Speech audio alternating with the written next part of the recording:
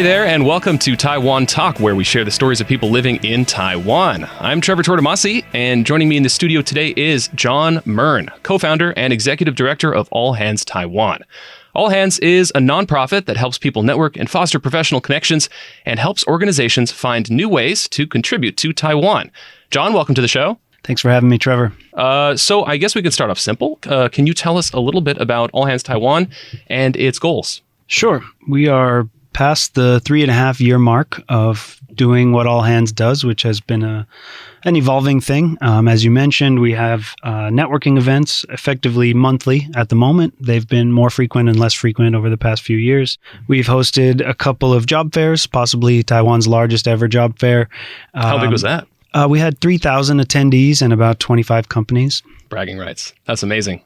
It was great. It felt good. It was a lot of work, but we definitely helped a lot of people and helped a lot of companies. And, that's one of the major reasons we're doing this. We're considering whether a job fair is on the table for 2023. We're also looking to understand how to better solidify our organization. Running a nonprofit is a lot of volunteer hours and a lot of thankless things. It doesn't have to be volunteer hours, and we're also trying to explore that. But it's been a bit of a curious journey to understand where we might find corporate partners in Taiwan that really, maybe whether they understand this from a perspective of corporate social responsibility or their own community building or hiring branding type benefit for them. So we're still working on that. We've been talking to some people recently, and we're trying to understand, what might All Hands look like in a year or 3 years or 5 years, which is not something we've ever really done. We started out just as two people trying to throw some events and see if people wanted that. And it's spiraled into something much bigger. So you and Danny, is it? Danny Miller? That's right. You guys co-founded this 3.5 years ago with maybe not as many long-term plans, and now you're realizing that you have something really valuable. You're helping people network, find jobs. How would you describe the goals? Because I've given a basic introduction, but what is All Hands for? Good question. The goals have definitely continued to evolve, and in terms of a tagline, we've been starting to use this phrase that All Hands is for Taiwan. And that's because the things we do are effectively broad, but it's also a safety net to make sure that Taiwanese people feel invited to access All Hands Taiwan, because we've found that it can be a bit of a knee-jerk reaction for some Taiwanese people who look at our event photos and see a mixed room of people from all around the world, and they think, oh, that's for foreigners, that's not for Taiwanese. Yeah. And that's a really... that stops our potential progress in its tracks with every person who thinks that, right? So the goals are to continue offering valuable networking events as long as we have the bandwidth to do it. And as I mentioned, we'd love to continue doing bigger things like job fairs, but we're becoming wiser in our years in understanding that it needs to be sustainable, that there needs to be money in the bank. This organization is in debt to me and Danny and our other partner, Guillaume. And that's okay. We've done that willfully, and it's mostly felt good along the way. It hasn't crippled us, obviously, but it's not really how you want to run an organization in the long term. So the goal is to try to understand if we want to go bigger and more financially sustainable, or kind of keep it at more of like a community level where we can have a really manageable, interesting, fun set of events, every month, give or take a little more, a little less often. So on your journey to more sustainability for All Hands, this has affected the way you guys run the company on a deeper level. Absolutely. Before the pandemic, when we threw our biggest job fair, we were in a position where we had a little bit of money in the bank, and we were able to pay Guillaume, one of our partners, a partial salary. And he really was the steam engine that made that job fair happen. And the job fair was profitable, and it got us in the black in that respect. It also, you learn in leaps and bounds when you throw an event of a scope and scale you've never thrown before. So we see the potential for doing that time and again, and that being the way that the organization remains solvent and can remain independent with fewer, let's say, corporate partners. We have sponsorship decks, and we go around and talk to companies about all kinds of things. And so we have an offering that's never been taken up by a company, which is, do you want to sponsor one of our monthly events, or 3 of them, for example? That sponsorship could include any manner of things. We're open to it. It can be your logos at the event. It can be social media marketing beforehand. It can be your job openings. You can bring your HR people. You can have a 10-minute talk at the beginning. No company has ever taken us up on that. We're able to show demographic information. We're able to show who comes to our events, who are these people, what countries, what ages, what industries, that kind of stuff. And, we're really struggling to understand why companies don't see the value in investing in that. And I don't know if it's market specific, being an American, corporate social responsibility is a huge aspect of the way that companies think about themselves and the way that they manage their employer branding, their PR schemes and everything else, which, obviously affects your bottom line. But in Taiwan, definitely I can at least say that companies expect to have some tangible return. And it's kind of hard to offer. It's what we can offer is exposure to a certain community, a community of people who want to grow their careers, who want to grow skills, who want to meet interesting people. They might be hiring, they might be looking for projects, they might have projects, so they might be looking for a job. And we have unique access to people of this mindset. And we try to talk in these terms as well, because we think talking about people with an international mindset is also inclusive of Taiwanese, because our audience is 50% Taiwanese, right? So we've had thousands of people come to our events. Our job fair is 2/3 attended by Taiwanese, and our monthly events are 50% attended by Taiwanese. As a company, if you were looking to hire, you don't only have to be looking to hire international talent to access our community. You can also be accessing Taiwanese people who have a different mindset than who don't have, let's say, a strictly local mindset. They may have studied abroad, lived abroad, traveled extensively, or are just hungry to improve their language skills and their perspective by trading ideas. There's no language barrier stopping these people from taking you up on your offer. I mean, once we're already in the room, it shows that these companies are at a level that they're interested in having those conversations, right? So it's not only multinationals, it's a lot of startups here are already international companies, or their business is global or regional. So they're already working either in English or just in multiple languages. So it is relevant. Our events are only in English. We did start doing some events in Mandarin, but we found that stylistically, our approach wasn't as appealing for Taiwanese, and the market is already saturated with all kinds of very good professional events for Mandarin speakers. So I want to ask about how you work with the government as well, or how closely you work with them. There was a recent news story due to Taiwan's declining birth rate, aging population, etc. The National Development Council has just announced its intention to bring about 400,000 skilled professionals into Taiwan over the next 10 years. What are your thoughts on how this can be carried out? And do you work with the government on this kind of thing? Yeah, so I recently fielded a very similar question at presentation to a new non-government organization in Taiwan, Center for Asia Pacific Resilience and Innovation. It's a U.S. and Taiwan kind of co-hosted NGO, but they asked effectively the same question. How can Taiwan try to address these expectations of bringing in international talent? And I think it has to be answered starting with the local workforce and the approach to the local workforce. So you hear a lot of people singing out about how teachers get paid well. For international community, teachers get paid well, and other starting professionals often could make more as a teacher effectively. And, if you stay in your white collar job for a couple of years, you probably can get back to that threshold and go well past it. But it is this strange imbalance, right? And even those people working in bushibans are sharing a classroom with Taiwanese teachers whose salaries are about probably half of theirs or less. And that's exemplary of, the market at large. And so until Taiwanese people's salaries come up, until we raise high tides raise all ships. So until that quality of life comes up for everybody, it is going to be harder to retain international talent. But there's multiple touch points here, right? You have companies that are afraid or intimidated by losing face. They've never hired anyone who's not Taiwanese. They don't have any working structures in place for that person to work in English. That person's job probably doesn't have to be in Mandarin, right? 99% of non-Taiwanese people in Taiwan, their job is not in Mandarin. But, the government in Taiwan does a great job of providing support systems for companies in many ways. And I think one system that would be immensely beneficial would be like either a hiring and training service for bringing on international talent, or a hiring and training service for human resources. so that these companies can get a better idea of what it is to hire someone from a different culture who speaks a different language, who may have a different salary expectation or working hours expectations. So I think there's many steps that will need to be considered in between if Taiwan hopes to even remotely approach this goal of 400,000 over 10 years. Right. And it seems to always want to bring them from abroad. When I was teaching in Taiwan, I was not allowed to do any job, get a visa for any job or work permit for any job that I didn't have 2 years work experience post-graduation outside Taiwan for. But I had come to Taiwan right after graduation.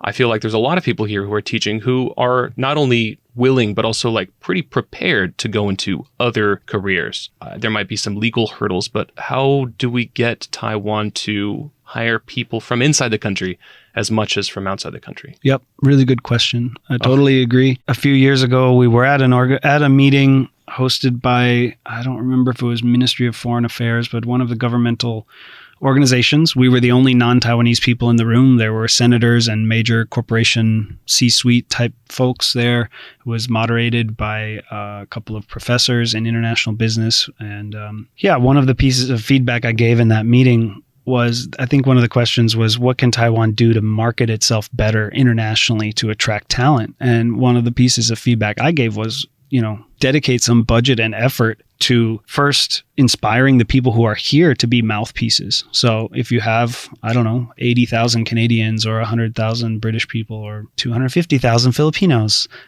for example, give those people a reason to sing out and to let people know in their home countries, right? These are all mouthpieces, and it doesn't cost much to make those people feel excited to share something because they already choose to live in Taiwan. They choose to be here, right? And so I start the answer this way because, to your point, the reason that All Hands Taiwan started was because I was getting this question. I used to work in ad agencies for about a decade, and I would, be at a bar or at somebody's birthday party and meeting new people. And eventually you get to this question, and, 10 years ago, everybody in the room was a teacher or a student, unless you lived in a sequestered Tianmu neighborhood. And so the question always came back to me, like, how did you get that job? How do you do that? And there was no way to tell people how to do that, right? I nearly sent myself home from Taiwan trying to freelance to find a job. And there was no one way to do that.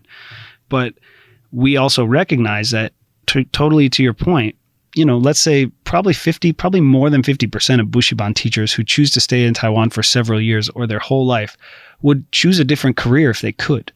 But mostly because of the legal prohibitions in Taiwan, they're not able to do that. So I don't know why that falls on deaf ears in Taiwan. I don't know if that's somebody losing face if we choose to change the law that says that you can come in as an untrained professional. But I believe the ARC laws have changed a little bit on the 2-year thing and the master's degree. They've at least been brought into discussion. So Taiwan does finally recognize that, like, of course, 90% of the international talent here are going to be junior, right? Maybe it's their first job, and that's actually who most of these companies need to employ, right?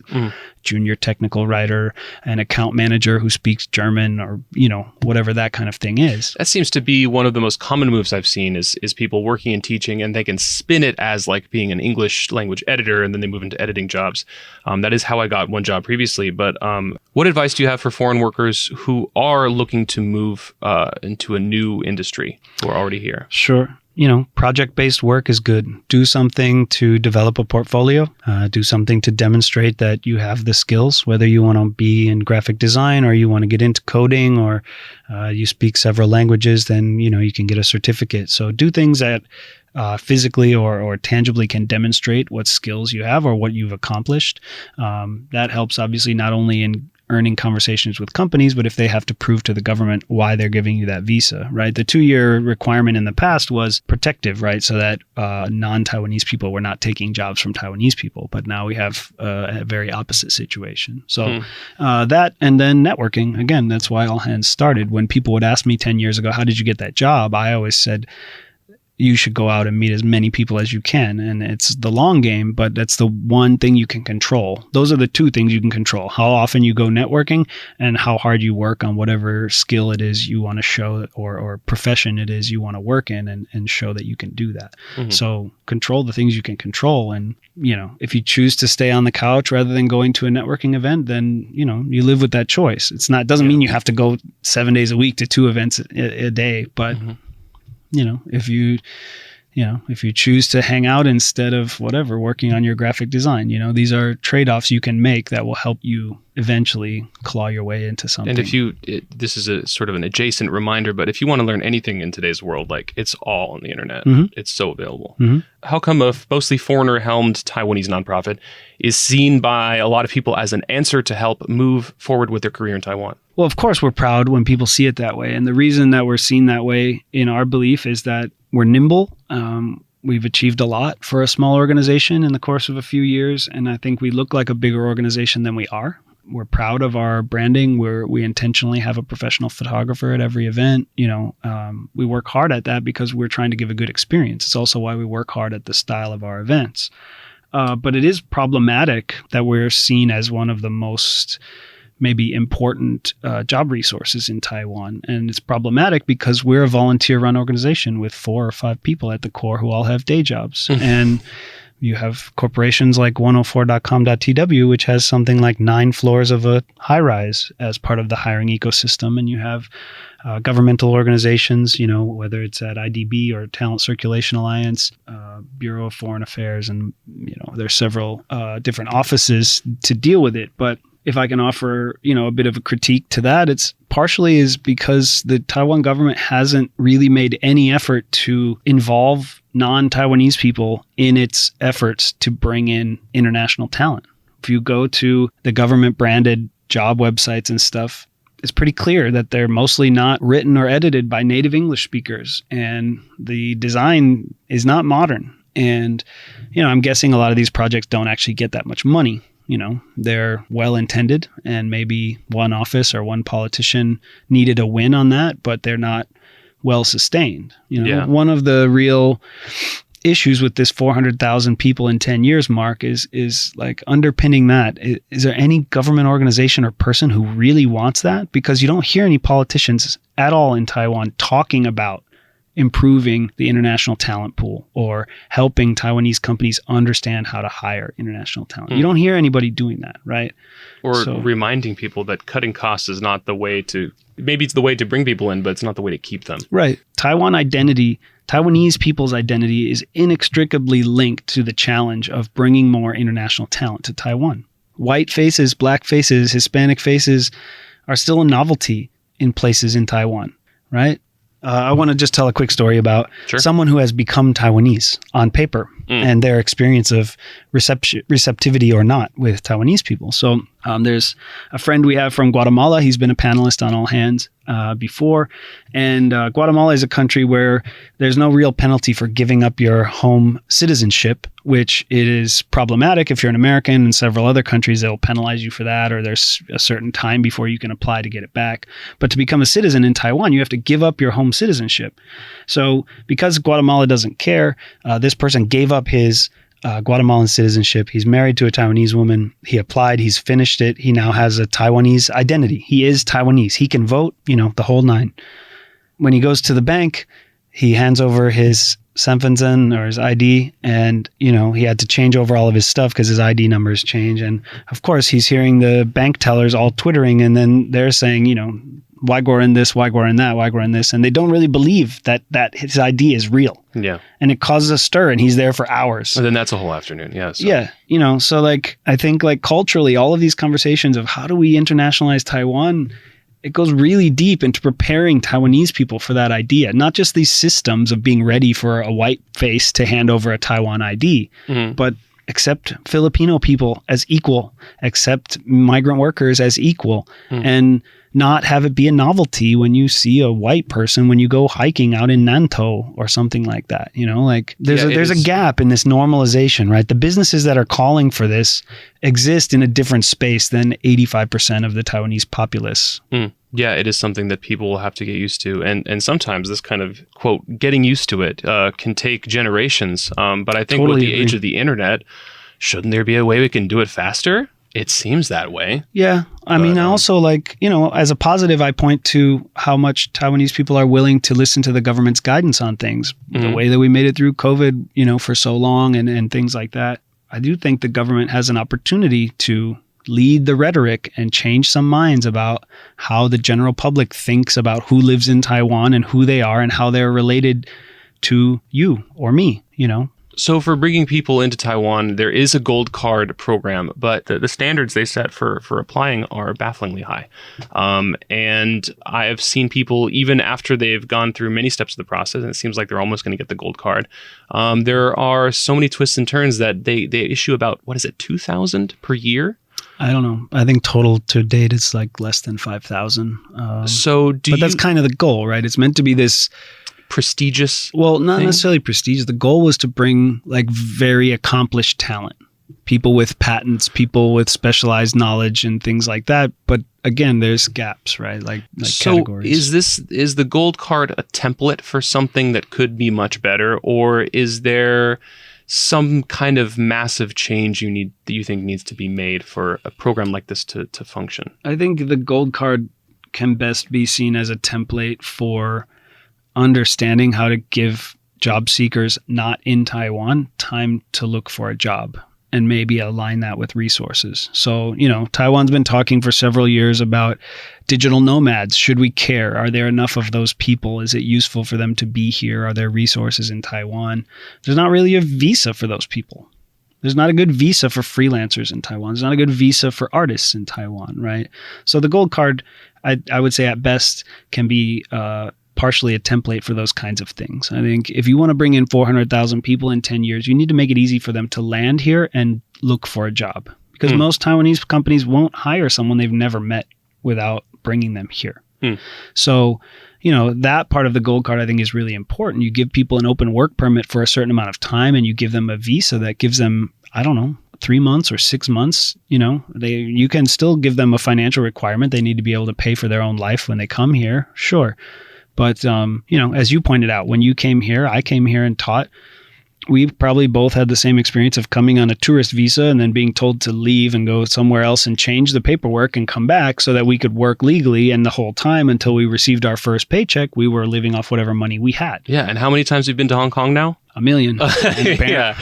Probably never again, but a million. Yeah, seriously. So I guess in a talking toward a more positive direction, working through All Hands Taiwan for these few years, how have you seen the situation improve? What changes have you been a part of, or what changes are you really happy to see in general? I think the job marketplace in Taiwan, the hiring marketplace and the practices are going to be dictated by the companies. The government is not going to move on this unless the companies express pain points.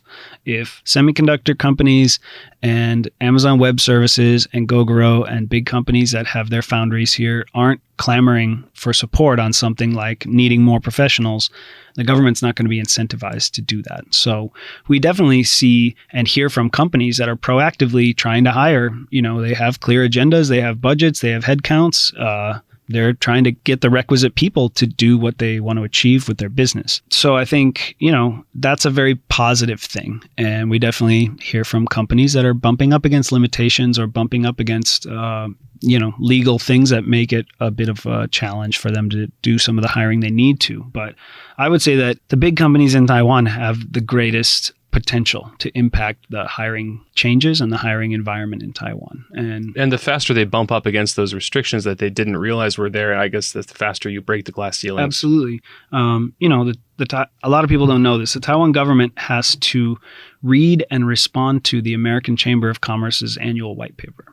And that is a powerful thing. Can you explain what the annual white paper is? So the American Chamber of Commerce publishes a book every year, covering, they group together industries, and then within each industry, they address the state of the industry. So they'll talk about the Taiwan state of industry with respect to the American companies based here, because it's the American Chamber of Commerce. So they'll talk about GDP and supply and demand, growth, challenges. And then within each of those industry subsectors, the companies get to make recommendations for the government to improve things, right? And these are suggestions, requests, but they're showing real pain points about basically the internationalization of business in Taiwan. So that's a really important piece of media, but of course it's dictated only by one organization, which does represent hundreds of companies here. So there is a real voice there, but it is still a bit of a walled garden. The chambers are a bit sensitive. They're protective of what they have. They offer services to their member companies who all pay a significant fee to be a member. They have HR committees, marketing committees, manufacturing, and all kinds of things like that. They have their own networking events. They can get politicians and other business leaders to come and speak, which is great. So our relationships with the chambers are a little bit touch and go. If we find a common need for an individual event or something, then we might be able to work together, but we haven't yet been able to engage most of the chambers deeply. When we were only about 6 months old, actually AIT came to us, and that's the reason we had our first job fair, because there is an organization run by AIT and the Taiwanese government called the Talent Circulation Alliance, TCA. So the Talent Circulation Alliance, which is now overseen by the IDB, Industrial Development Bureau, is it's an initiative to inspire Taiwan to work with other democracies to exchange talent and increase trade. So when AIT was getting this program off the ground in, summer of 2020, they came to us and said, wow, it looks like your events are going really great. We'd love to talk to you. And they already were in development. TCA was preparing to launch. And so they asked if we'd like to run a job fair. And so in September 2020, we had a job fair and launched the TCA at the same time. Sitting DPP Senator Karen Yu gave the opening remarks. AIT director came and gave a speech. People from the chambers were there. And so that was really our first time getting involved in the governmental organizations. And over time, we've been invited to advise on certain things with Ministry of Education, Ministry of Foreign Affairs, Bureau of Consular Affairs, the Office of the Gold Card, and several of these other organizations. At the moment, I would say, we're a founding partner of Talent Circulation, so we do have an existing relationship with them, but we frequently rub up against III, IDB, and the different ministries, but we don't necessarily have any dedicated relationships with them now. But it has been useful for us to get into the room with them, hear how they do things, share our thoughts, which often are far too aspirational to hope to get done. A lot of these things need to be done in fractions of baby steps. Right, yeah. And the bureaucracy. Holy cow. Yeah. Can you give us do you have any more insight into how the company is run? What does it feel like when you guys are at work, and what's on your daily task list? Sure. Yeah, we're a fully remote volunteer-run organization. So you might say that our Slack is kind of the center of the spider's web, and that's where we are planning things and we're working together and independently. So we have monthly event planning going on. We're discussing job fair, like I said. We run a program called the Membership Card, which is a funny discount card that we came up with to try to help sustain our organization. Mm-hmm. So we have participating local restaurants and bars where you can get discounts with the card. So we have social media accounts that need to be run for that. And so the way that we run is we try to have a weekly meeting, and we check in daily, and everybody shares from what they're working on, So we have an event coordinator, and she's really like the glue person for us. She helps make sure that every event is coming together as needed. She asks important questions, and the other team members have to report in on what their responsibilities are. Danny and Guillaume and myself, we kind of, have somewhat undefined roles, but in essence, my main role is creating relationships for the organization. So earning us meetings with big corporates, getting speaking engagements at the governmental organizations, learning about other sponsorship possibilities. And Danny's day job is about bringing interns from Europe to Taiwan. So he's always looking out for business development partners. And Guillaume had been working very hard at doing a lot of the marketing collateral. But again, since we're all volunteers, his situation has changed for the better with a great job.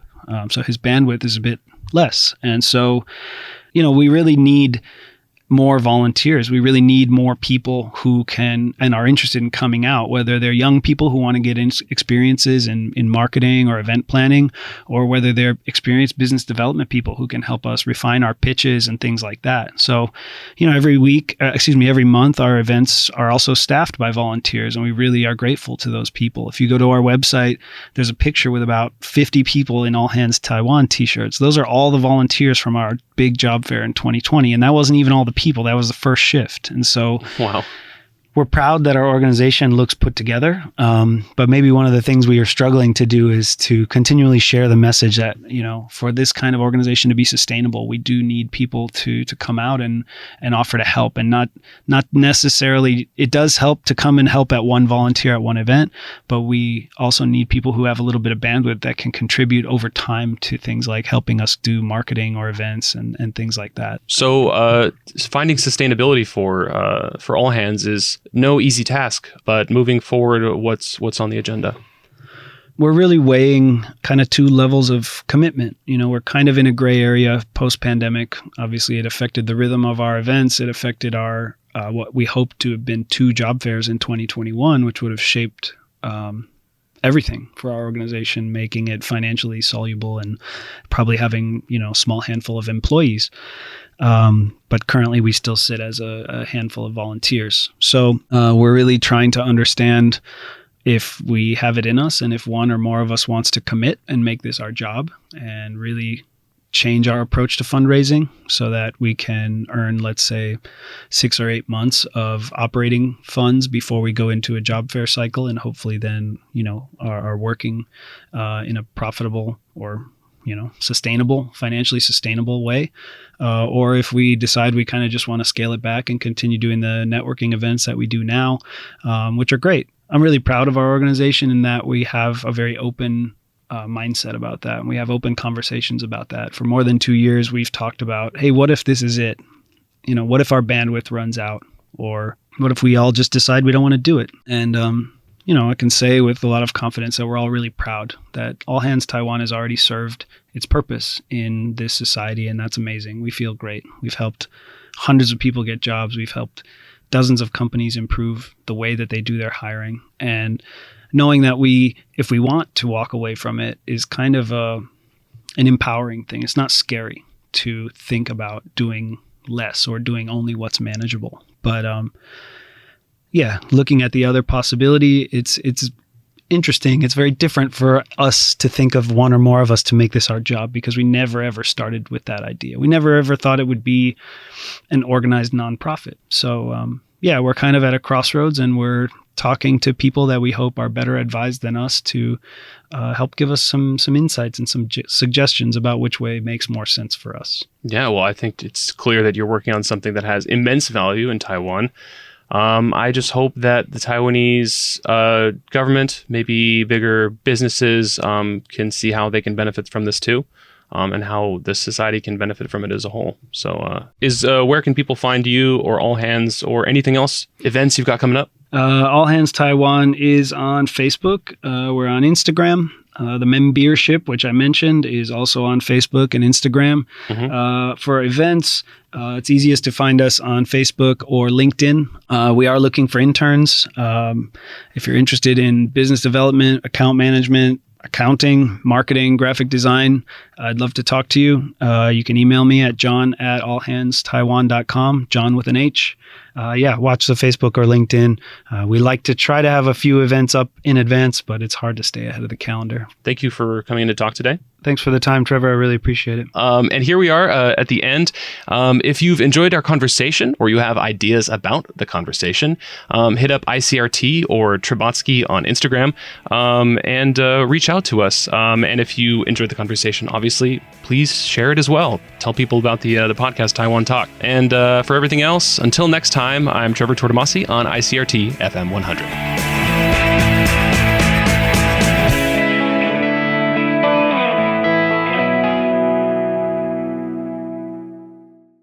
If you'd like to hear more from ICRT, you can check out our other podcasts. We've got Taiwan This Week, a roundup of the news in Taiwan every Friday, English in the News for useful English expressions explained in Chinese, and EZ News, spelled with the letters E and Z, for simplified daily news. For some lighter news in both English and Chinese, check out News Bites and News for Kids. And if you enjoy them, tell a friend. Thanks for listening.